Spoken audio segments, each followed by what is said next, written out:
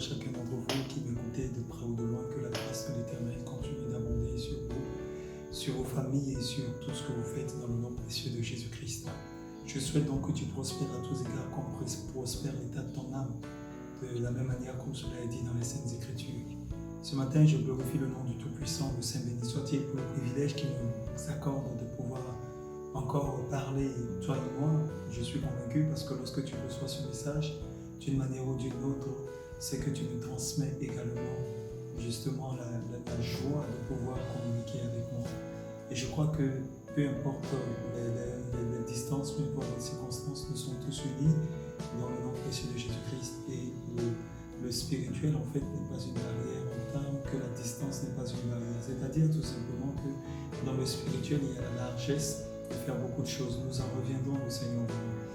Ce matin, je me sens conduit et inspiré par le Saint-Esprit à vous parler de quelque chose de très important. Je vais tout d'abord lire dans le livre de 2 Timothée, chapitre 2, et à partir du verset 1, dans la version Louis II, il est écrit « Toi donc, mon enfant, fortifie-toi dans la grâce qui est en Jésus-Christ, et ce que tu as entendu de moi en présence de beaucoup de témoins, confie-le à des hommes fidèles, qui soient capables de l'enseigner aussi à d'autres. Souffre avec moi comme un bon soldat de Jésus-Christ. Il n'est pas de soldat qui s'embarrasse des affaires de la vie s'il veut plaire à celui qui l'a enrôlé. Et l'athlète n'est pas couronné s'il n'a combattu suivant les règles.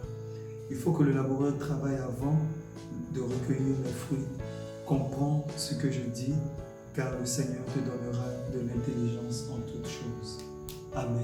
Alors tu l'aurais peut-être imaginé ou deviné selon ta façon de percevoir les choses, mais je voulais te parler justement du bon soldat.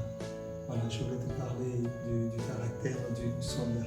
Le soldat est défini justement comme celui qui sert dans une armée et reçoit une solde, ou encore celui qui sert une cause qui combat pour elle.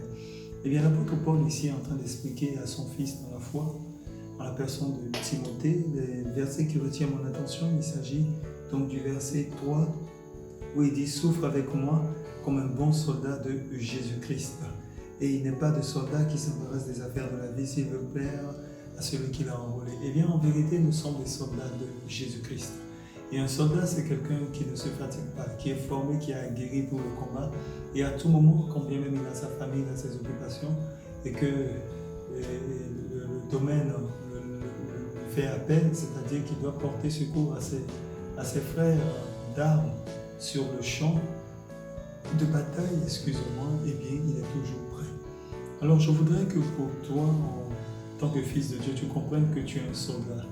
Dans le domaine spirituel, nous combattons. Nous combattons. L'apôtre Paul, pratiquement au soir de sa vie, il dira « J'ai combattu le bon combat de la foi, j'ai achevé la course ». Eh bien, ça veut dire que quoi? Toute ta vie en tant que chrétien sera combat et continuellement les combats. Mais en vérité, derrière ce combat, derrière cette bataille, se cache déjà une victoire qui est acquise.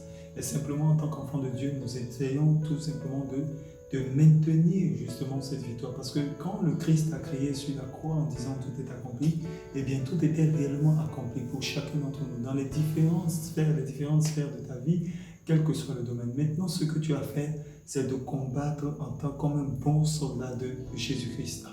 Jésus-Christ a commencé, il nous a légué un pouvoir, une autorité, il nous a dit de poursuivre l'œuvre qu'il a commencé. Il a dit, celui qui croit en moi fera les œuvres que je fais et en fera de plus grandes parce que je m'en vais au Père. Eh bien, cette mission te concerne aussi. Alors, je le redirai, comme toujours, peu importe la situation que tu es en train de traverser actuellement, premièrement, la bonne nouvelle, c'est que tu es déjà victorieux au nom de Jésus-Christ. Deuxièmement, ce qu'il te faut, c'est justement de te comporter comme un bon soldat de Jésus-Christ. C'est-à-dire tout simplement, souffre, endure les coups, endure les oppressions, endure les dits et les non-dits, endure tout ce qu'on dira. Mais il faut que tu comprennes une chose, focalise-toi sur la victoire qui a déjà été acquise, qui s'est accomplie pour toi. Moi, je crois pour ma part en tant que serviteur de Dieu. Moi, je crois pour ma part en tant que ton frère dans la foi et dans les armes justement spirituelles. La Bible déclare dans Éphésiens 6:12 que nous n'avons pas à lutter contre la chair et le sang.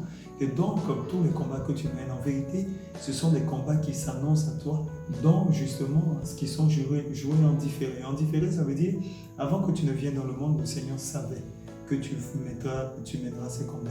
Et il a pris le soin de te donner la victoire. Alors, combat le bon combat de la foi.